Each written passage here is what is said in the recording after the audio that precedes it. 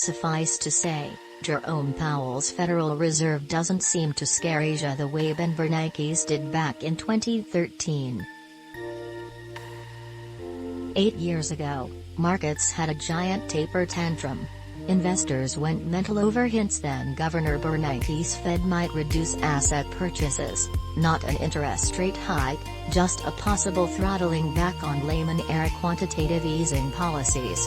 Bernanke didn't do it, of course. Perhaps spooked by the specter of crashing the global financial system, the Fed demurred. It wasn't until 2 years later that his successor Janet Yellen was normalizing rates. Yet now as inflation pressures intensify and economists like Lawrence Summers warn of overheating, Fed tapering is back on the table. Perhaps soon, should upcoming employment data flag wage spikes.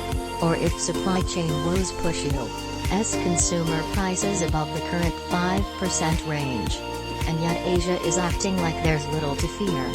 Fast forward 8 years and there have been good reasons to think that Asia could happily avoid a rerun of the taper tantrum, says analyst Vincent Tsui at Gavekal Research.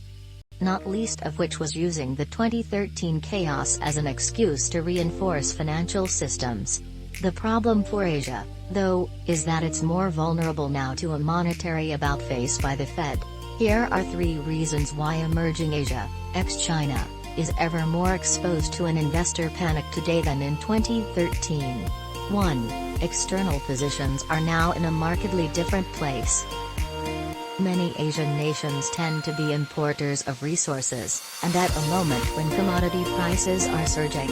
This has averaged trade surpluses at their narrowest levels since 2012, just before the Fed stopped the music, he notes. It means greater vulnerability if liquidity suddenly goes scarce. 2. The share of onshore capital owned by foreign investors is now higher. Yet, Tsui says, the share of holdings by foreigners has generally risen by an even larger amount, lowering the coverage ratio if markets stumble. If investors rushed for the exits, in other words, governments have fewer tools right now to maintain calm, and more worries as capital zooms elsewhere.